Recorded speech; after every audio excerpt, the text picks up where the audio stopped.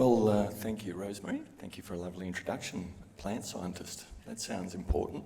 I hope I can give you value that you paid for. But yeah, look, thank you for all being here.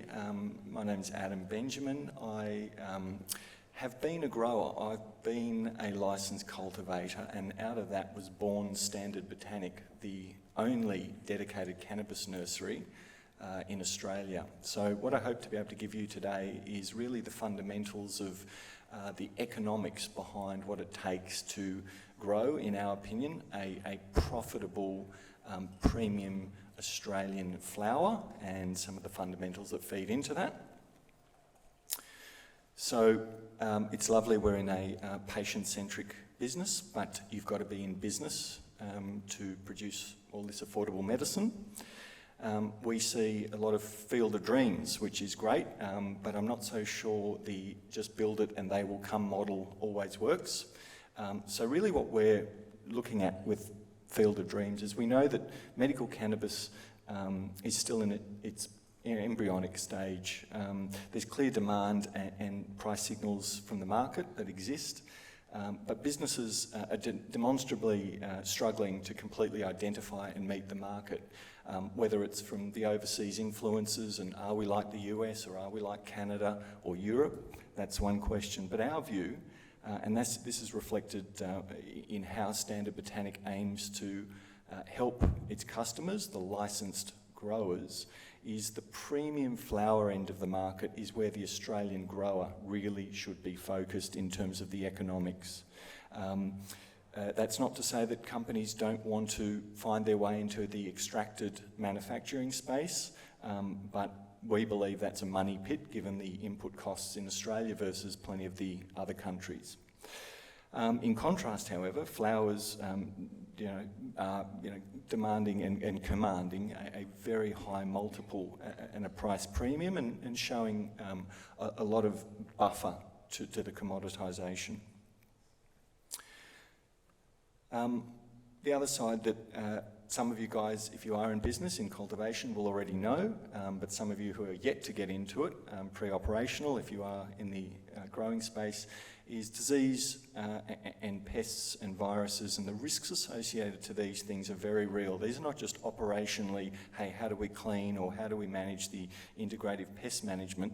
This is the direct reduction in yields, noticeable reductions. Certainly out of the American studies, we're seeing sort of 20 to 30% reduced yields per harvest, and these are compounded through, people who run their own nurseries inside. So it's very important, I think, to sort of identify where are these risks, and how do you, if we're at a blueberry conference, how do you outsource to another company in the supply chain some of these risks? And again, this is Standard Botanic's business model, which is where we just focus on outsource nursery so that you don't have to worry about, the upkeep of your mother plants and the risks of disease and pests and reduced yields and so on and so forth.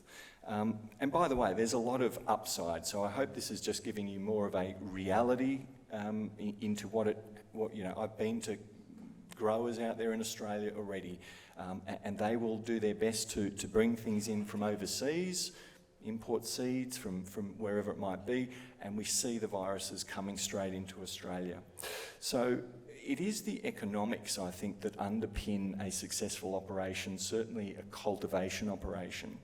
Some of the points you can see there, to be in the business of supplying medical cannabis, you have to be in business. So this has to be, a going concern that really can fund itself through some very expensive years. Now, this is probably nothing new to you all, but there are better ways to do this.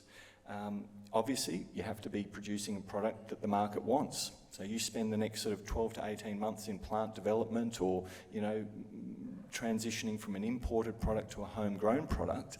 That's a very expensive course, and who knows, maybe the market will want it, maybe they won't at the end of that period.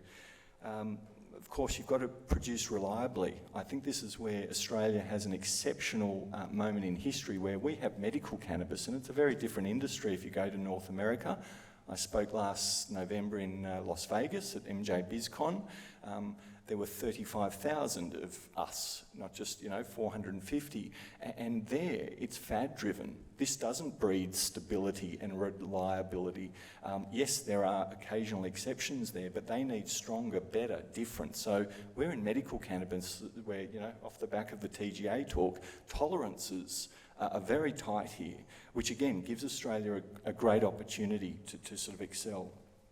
And of course, you've got to produce it profitably. What are your input costs? What are the costs per square metre? And more importantly, what are the yields per square metre, particularly when you're looking at the premium flower space?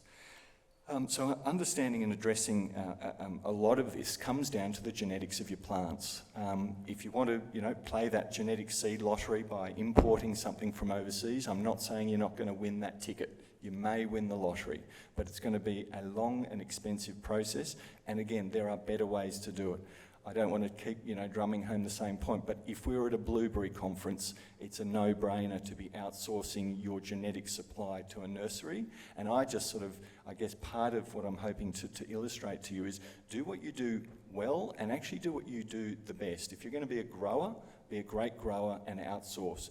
A couple of companies have done well in Australia in terms of vertically integrating, but I think now is this moment, this tipping point where, as again, we're going to see a lot of imports that are restricted. Australian growers have a great opportunity to grow premium flower. So of course, what is a great premium flower? Well, that's like sort of debating wine or debating coffee. Everybody will have a different view. So we just base it on the fundamentals of the economics. Exceptional yield per square metre, the right profile, again that will be debated, but sure as anything, stability, intergenerational stability, so that your X% and your whatever cannabinoid profile is consistent throughout your product, so that the doctors can have the confidence to prescribe and re-prescribe. You're not coming up against supply chain shortages. You're actually delivering a constant product that sells. So if we look at some of the inputs, and you can see on the left side there, we've got the wholesale and then the retail. I'm just going to talk to the top left boxes for now. Well, what does, per square metre, what are the important factors? Now, you'll talk to a lot of smart consultants out of there, but basically what we look at is a matrix of, what's the yield per plant, per harvest, what's your planting intensity? It's all very well getting, 4 great plants yielding exceptionally well, when you really should have 6 per square metre, makes a big difference. So I think one of the things, and not to sort of give you a commercial pitch here, but as a dedicated cannabis nursery, whilst the genetics are fundamental, and the quality of that is fundamental to the success of your operations, so are the protocols. How do you grow these things? We've spent the last couple of years developing these tuned-in protocols so that you don't have to. You can just get on with the business of growing and growing well. Obviously, how many harvests per annum? So, if the prototypical customer out there has somewhere between 2,000 to 4,000 square metres of greenhouse or indoor space, well, how many harvests should they be yielding per year? Space utilisation, that's a little bit of an easy one in terms of if you think of the average facility you've been to or you might have, most sort of have their own self-propagation, they'll have mother plants, but then when you really boil it down to it, that's wasted space in terms of that should be better utilised. That really should be flowering space. That's where your money is, whether it is in the premium flower or extracted market. It really should be every square metre of your potential growing area should not be wasted for mothers and propagation and so forth, particularly when you then feed it into, well, what about if we do get a pest or a disease or even viruses? And we're seeing these come through in North America. We've got a moment here, it's not very long, where you need to protect yourselves on these ones. So then if we look at the cultivation costs, really, cultivation costs, most of you, I guess, will be mindful that, how much is this going to cost us to get ourselves not only up and running, but what's the operational expenditure? Well, again, you may bring in some seeds or clones, I mean, most of which haven't, survived coming into Australia because we've got strict biocon laws, but either way, let's say you bring something in and that's wonderful. well, you spend the next 6 months, 12 months, 18 months experimenting. How do we grow this? And the science behind it is quite advanced from overseas. If you're harvesting at different times with the same genetics, with the same grow protocols, you're going to get different flowers. So it's quite complex. And again, this is where we think, there's a fast tracking ability for a lot of these growers here to just leverage what we've already done. Sanitised is the obvious thing, we've spoken about that, which is, the pathogen and the disease, but that has a direct result on your bottom line, the dollars. If you're expecting, X kilos per yield and it's 20% down, you're paying for that mistake. So, and obviously, the labour and the management, again, it's one thing to say, well, we've got better utility of our floor space because we've decided just to flower. But if you think in the reality, and I have been I've been a grower, deploying your team to manage nursery and propagation and incubation, it really is a bit of a distraction to where you make your money. Now, hopefully, the spirit of this is, well, we all know this sort of thing, and how do we solve it? How do we work and overcome all of these things? Because there is an outstanding opportunity in Australia to make, a good industry of this and good money if you're a premium flower grower. Well, let's assume you've gotten through all of these things so far and you're producing, decent premium flower. You may by now be eyeing off the retail market thinking, well, I can get my wholesale prices, but what about these brands out there? And what about the, $100 and something per 10 grams that premium flower attracts in Australia? Well, how do I then look at these finished products? And we all know there's, distribution, sales, packaging, logistics, dispensing costs. Do you go down the track of, some of the public companies which have spent many, many millions of dollars brand building or sending their medical liaison officers? Or, by virtue of what we have with an aggregate of our growers, do you fit into a model where you can participate in some of this retail and you can participate in some of this brand and you can compete with the big boys in Australia who have a lot of money, but you don't have to have that horsepower in terms of the spend? So I can discuss it, after the talk, but we really encourage our growers to fit into a business model where, if you want to be, take our genetics, get some offtake agreement overseas or work in here. But I think the big underlying message here is, if you want to be a contract grower, that's all well and good, but you're going to hit a glass ceiling. And at that point, you're probably going to say, how do I become master of my own destiny? Where do I start with genetics? Do I become a pheno hunter and find the legend of, where do I... And so really, we want to say to our growers, no, what you do with our genetics is up to you. We'll give you the optimal grow protocols. We'll give you what we consider, so many generations of data to provide the stability and the profiles. Where you sell that is up to you. But if you cannot afford or you don't want to go down the line of brand building, then we have a solution there as well. So, the obvious one, which, again, you'll find a lot of experts talking about genetics, and I shy away from the, hey, my wine is more red than your wine, or my rose is more... It's not that, it's the economics.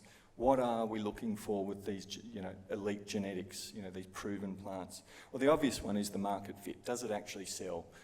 That's the usual thing, the cannabinoid, terpene, flavonoid profile, but the robustness of the flower. I mean, any company that's either trying to buy flowers or sell flowers to you will talk about, it's not just the cannabinoids, it's a whole bunch of things. So this is something that, particularly in the premium market where, I don't use the stuff myself, but I hear popcorn coming in from overseas.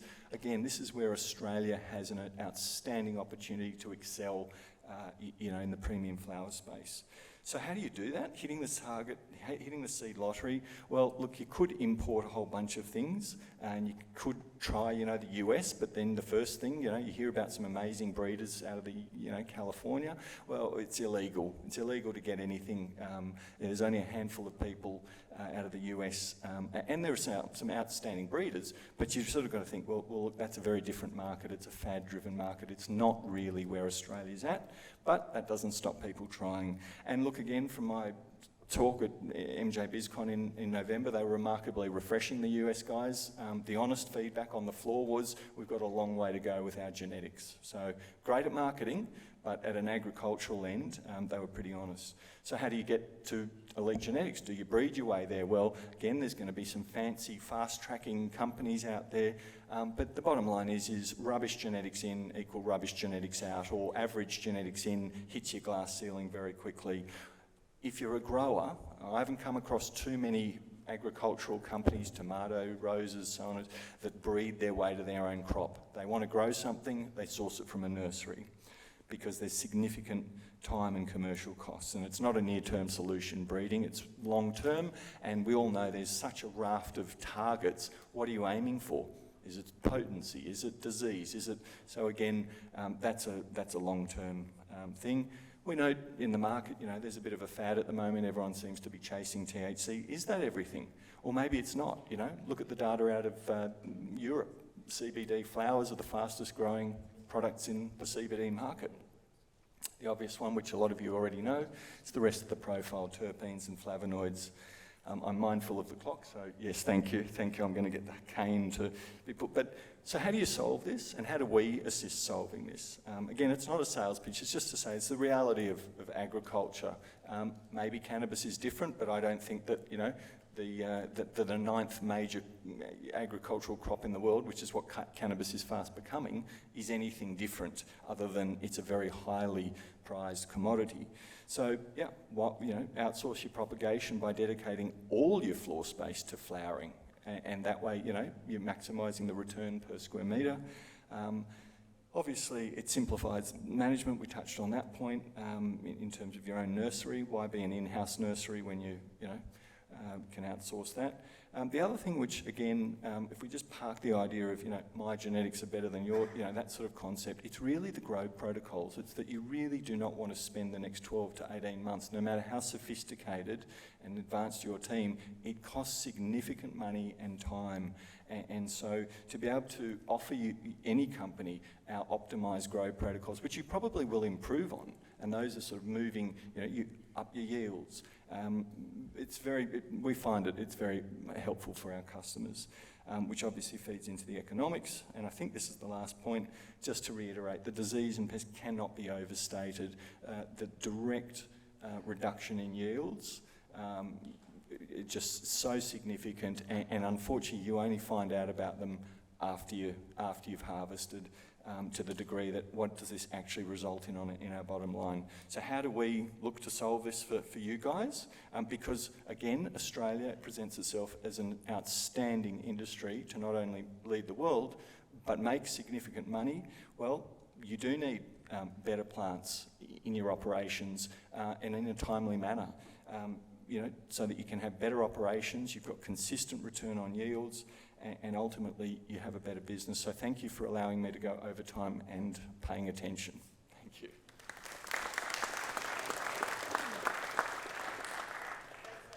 So we'll keep moving in lessons because he's used up all his time allowance.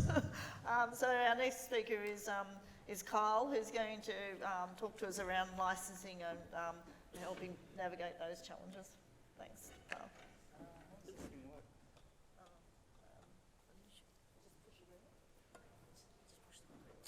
Oh, no kidding. Sweet. G'day, my name is Kyle. I'm the founder of HCPA, also known as Healthcare Providers Association. I'd love to say that we're about to have an exciting convo, but it's about legislation, so we all know that that's not going to be exciting, so bear with me. So today we're going to cover obtaining a medicinal cannabis license and maintaining SOPs.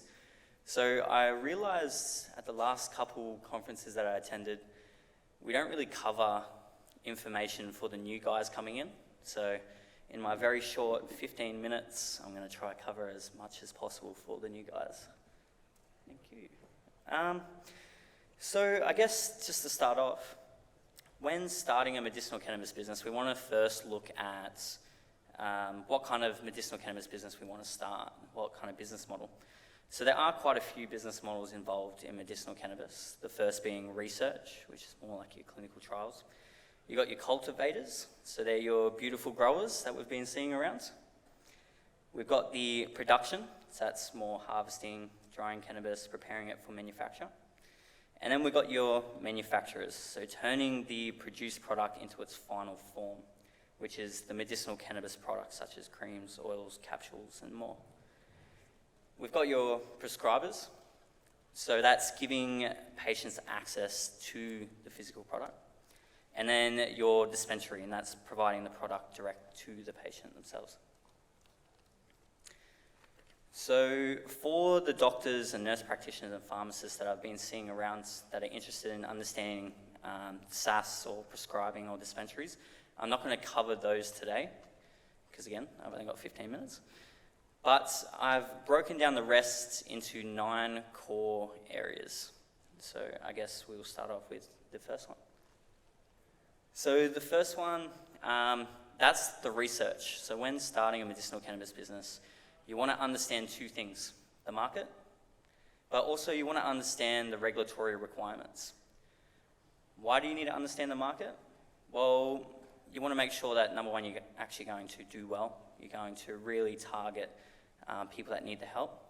But also, if you don't have a market, then you probably actually won't be granted the license in the first place.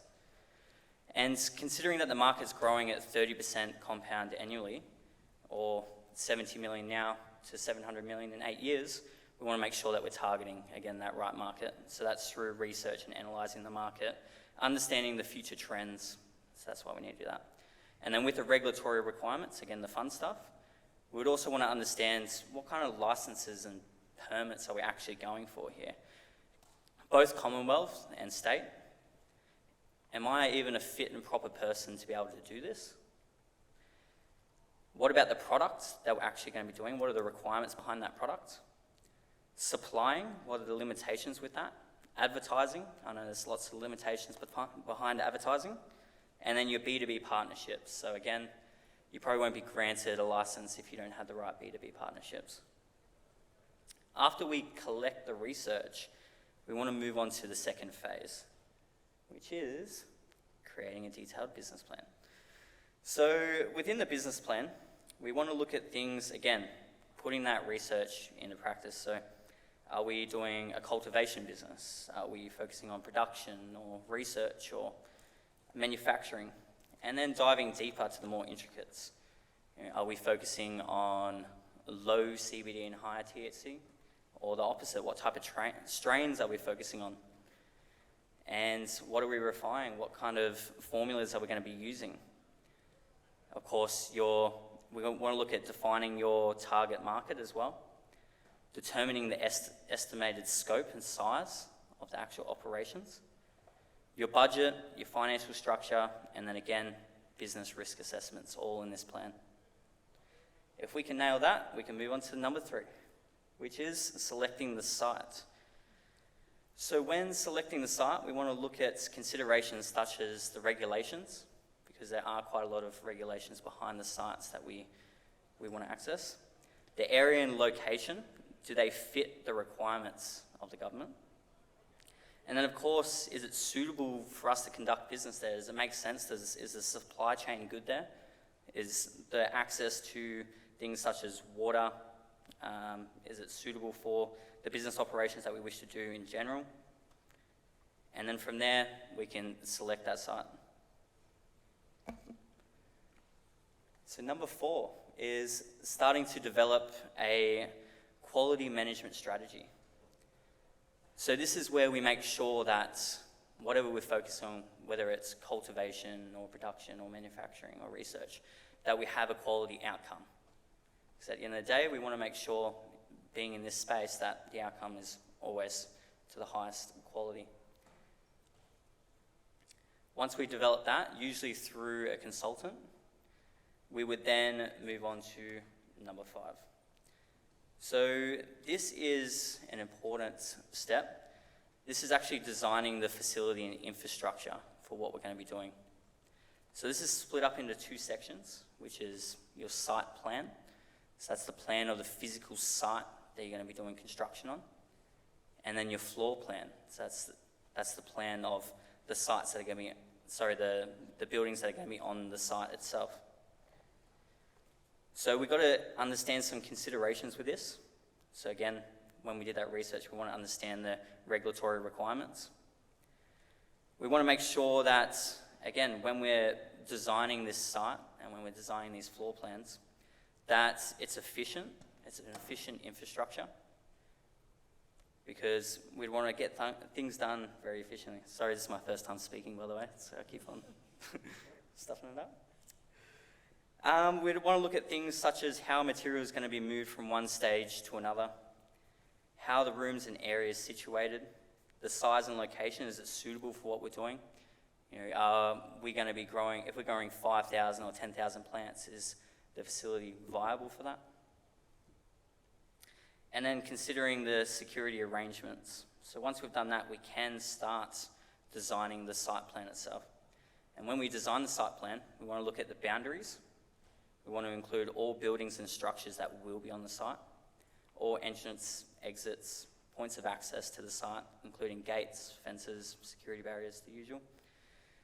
Any cultivation areas, including if they're indoor or outdoor, and what their focus is going to be. Areas where different authorised activities will take place on this site, as well as placement of any external access controls or security equipment on this site. So once we've completed that site plan, that's when we want to move on to the floor plan. This is actually looking into the buildings that are on that site. And in this, we want to include all entry and exit points, all rooms and areas within this building, any vault or storage areas, all internal and external doors and windows. We want to include internal walls, a security outlay, which includes, but is not limited to, things like CCTV. I've seen people include motion sensors, access controls, and then last but not least, but outlining the location of the physical equipment within it. This should be done in consultation with someone who understands GMP, especially if you're doing manufacturing. Otherwise, you're going to have a really rough time when it gets to approval. If we're able to do that, we can move on to 6. So this is developing a risk management plan. And when developing this, again in consultation with your consultant, you should identify and document all potential risks that are going to occur in the business. And we all know that there's quite a few in the medicinal cannabis space, especially diversion or theft of the product itself. We're looking at environmental risks, employee health related risks, product risks, especially with the quality, I find, regulatory risks, financial risks, and the other non-foreseeable risks that definitely pop up along the way. If we were able to pull this off, we've made it to number 7. So this is where we develop a detailed security plan, which we focus this around, number 1, the business, number 2, the product, and number 3, the personnel within this. So an example would be what happens when visitors are on site. What's going to occur? What happens if something goes wrong? How can we prevent things from going wrong? Or things like disposing of medicinal cannabis. We're not just going to throw it out the back in the bin. Otherwise, the TGA and ODC will have a different conversation with you. If we're able to pull that off, we can go to number 8. So this is actually applying for the licenses and permits. So this takes quite some time. I'm sure you have all experienced that for those who are sitting here already nodding their heads. So if we look at cultivation, usually people applying for this, I've found, do cultivation and production together because it just makes sense to do it on the same site. You can do it separately as well, but the ones that we go for is the ODC license. Once that's approved and we build our facility, we have a facility ready, we can then apply for the permits. So the ODC license takes up to around about 215 days, but I remember someone saying something about a COVID hangover, so hopefully it's still 215 days. And then your permits, we've seen approvals within 2 to 3 weeks for some permits. And we look at manufacturing, we're probably looking at around about, for the ODC license, probably again around about the 215 days. But when we look at the GMP license, which is the most important license that you're going for if you're manufacturing, you're looking at about 12 to 18 months, depending on the TGA. All right, so I'm pretty sure actually, oh, if you want to take some pictures of that for the new views. It's basically breaking down what I just said. Oh yeah, just wait. So that's for cultivation and production. Little flowchart that we made. And then I've got our manufacturing flowchart. So this is just going start to finish for manufacturing here in Australia.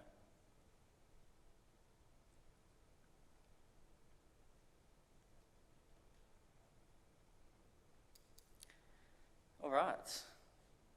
If you've made it past that, then we look at number 9. So number 9 is our standard operating procedures, which generally we do develop them throughout the process. But by the end, you would have this nice, big, beautiful manual called SOPs, or other people call them policy and procedure manuals. It's basically your what to do and how to do it, to ensure that you're following the rules and regulations, making sure that you're keeping up with the standards, your audits, and of course, everything's, again, efficient. So it needs to align with the government legislation. And yeah, again, it's a large manual of what to do and how to do it. So the government legislation changes frequently, especially considering it's a prohibited substance. And medicinal cannabis is a new regulation here in Australia. So there's 2 ways that people develop these. It's either from scratch, which I've seen quite a lot. They get quite expensive when developing from scratch. Or you can also purchase base templates and then work with a consultant to build on them, to tailor them to your business operations. So that's the cheaper alternative. And they should be monitored at least minimum annually. Whenever legislation changes or is pending to change, definitely needs to be updated. When you have an audit upcoming, because again, you want to keep your license. Or whenever any business operation changes are made. So if you wish to change some business operations, you definitely want to consult with your consultant first about your SOPs.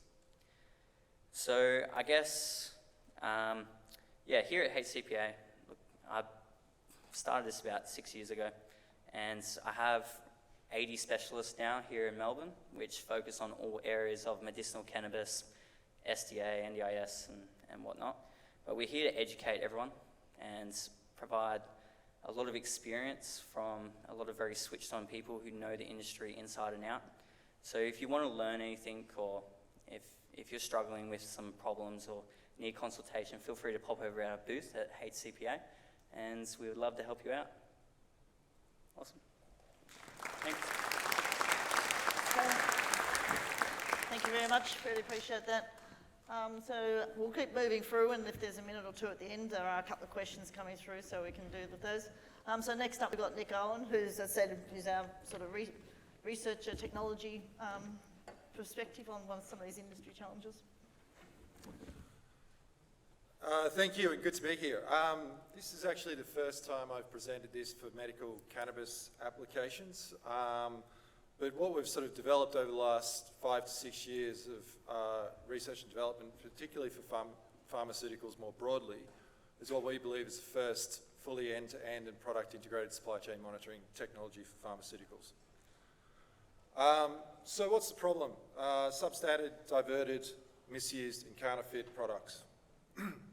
So the first point is obviously these can threaten your reputation and brand and erode trust in both a manufacturer's products and also the industry as a whole. So obviously if we want to place Australia at the forefront of supplying trusted medical cannabis products, you know, counterfeits and substandard and diverted products are a real issue. These numbers here are quoted from the WHO and more broadly for the pharmaceutical industry, but currently it's estimated that counterfeit pharmaceuticals make up 10% of the global market, and this share is increasing. It costs the industry up to $200 billion a year and cause up to 1 million deaths a year, mostly in counterfeit TB and malarial drugs, but it's yet to be seen how these issues may potentially pan out for medical cannabis products where there's an established illicit market already. Responsible use, this was brought up earlier on, and our technology is based on incorporating a DNA tag into a product. And now there could be some interesting use cases that we're starting to look into now and measuring how that tag degrades after you consume a product as a proxy to measure when a drug has been taken before. And finally, compliance with the FDA, EMA, and TGA is also a potential issue for manufacturers. So really, the fundamental problem that we address in our technology is really any transaction of products in the real world any transactions rather recorded in a database are only a proxy for whatever transacts in the real world. And there's a fundamental disconnect between the two. And so the problem becomes, how do you create an unbreakable link between the physical world of a product and the virtual world of a database? And so how we've gone about trying to solve this problem is what we do is we encode synthetic DNA with some information, so it's a unique identifier, and we incorporate it into a product ingredient as a synthetic molecular fingerprint. And so DNA is great for this purpose because it's non-toxic, it's inexpensive, and it's information dense. And we've also worked a lot with a team at Monash University on developing an analog DNA encoding system that enables just CPU processing, so you can decode on a smartphone or laptop device, and you can do it actually just plugged into one of these devices. So it's all point-of-sale testing. And the products that we've developed for the cannabis industry, we've developed a flower labeling kit, which is a aqueous aerosol, which is applied to the surface of flower post-harvesting and prior to drying, and the DNA tag is stable through that drying process and also stable against gamma radiation sterilization. We also developed an oil kit, and the dilution is about 1/100,000 times that you put into the product, and the DNA tag is present in the product in only parts per billion. And I should say that each one of these labeling kits has an encrypted value of the DNA tag on it, and so you scan it with a software applicator and you can add it to a product and track that throughout the entire process. So after raw ingredients are labeled, if they're mixed, the information contained within them is automatically merged. If they're split, that information is automatically forked. And of course, you can trace now down to the individual dosage unit, such as the tablet or capsule or oil. In fact, you can trace beyond that, and we've had some interest from another government department in looking into pseudoephedrine and tracing it through to speed. The final part to our solution is a software application. It does all decoding in real time, again with nanopore sequencing at point of sale.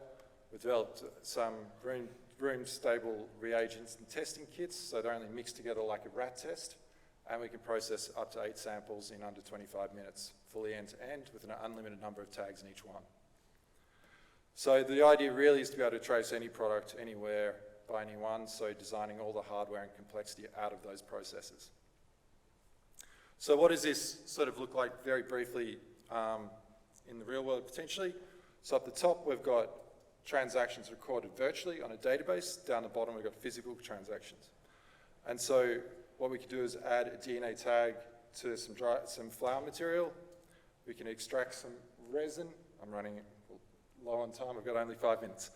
And we can add different quality control steps throughout this process. And then we get to, a batch ID. And from that batch ID, that's no longer arbitrary, it's actually linked to the synthetic DNA fingerprint of that particular product.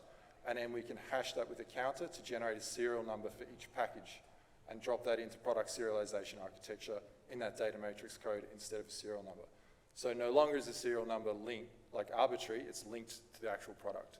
And that's how you create that link. And you can trace it down to individual dosage unit, and we can also potentially detect counterfeit and diverted and reconstituted products. So this is our claim, fully end-to-end traceability over the entire product life cycle. And that's how it would look if you drop it into product serialization architecture. So we have spoken to the FDA and EMA about this, and are currently on the FDA Emerging Technologies Program. We think that it potentially addresses a number of these points outlined in the FDA Supply Chain Monitoring Toolkit, and such as it reduces sort of burden of regulatory compliance, potentially, full life cycle traceability of all ingredients, offers traceability down to the individual dosage unit, improves counterfeit diversion prevention and detection, and also aids harmonised information sharing. So it's potentially a real way to differentiate between recreational products and properly medicinal products, which I think I'm quite excited about, because it's also a potential way to differentiate our market here in Australia to be a leading supplier of medical products that are trusted to the rest of the world. So that's almost my 5 minutes up. I'm getting minutes added now, so I haven't actually written this presentation to be any more. But anyway, current status is that we're on the FDA and EMA Emerging Technologies Program. The regulatory advice from the EMA is it's likely to be a type 1A variation considered down that pathway, although that's not final by any means. We've successfully completed feasibility studies using our flower labelling kits and our oil labelling kits on cannabis products. And we're looking now to reach out to industry and manufacturers with the intention to hopefully obtain a marketing license. So if you're interested in that, please come and see us at booth 7, and we can actually give a live demonstration of labelling, sampling and testing there. Thank you. Yeah,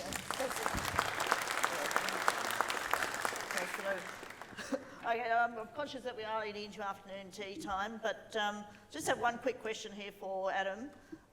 So it's coming from on the app. So grape genetics is incredibly important, but how can you separate nursery from growing when location and style of facility have such a big impact? And you've got 30 seconds. Look, it is a good question, and it's right. So I agree. It's your environment. 30 seconds. It's not. They'll use it. 30 seconds. No, it does. Anyway, so great genetics counts, but it's the environment. So really, what we're looking at here is you want stable outcomes. You want consistent crops, and so the data that goes into it, the protocols that we would give you and that we do give our customers to optimise things is a heck of a lot better. We're not saying it's the 100% solution, because you will improve your own growing in your own facility, but it's a heck of a lot better than the alternative, which is a seed or plant input, like input lottery and good luck. So we're saying you really, at very best, you need to be starting with something in those grow protocols that then get obviously acclimated to the environment you are. But it's a good question, so thanks. Okay, great. Thanks, Adam. Now, I'll just encourage you to come back after afternoon tea. We do have a really great session with Richard Di Natale and Martin Lane in conversation. Just a couple of things too, when you are out in the exhibition area, there are a couple of very good competitions out there. So DSM have a competition for some Apple headphones, and ISN have a competition where you can win some wine if you can guess the number of bugs. So I encourage you to go and see those stands and all the others with all their promo materials out there as well. But look, I'd really like to thank our three entrepreneurs here. So thank you very much, guys. Appreciate it. And back here at 3:30.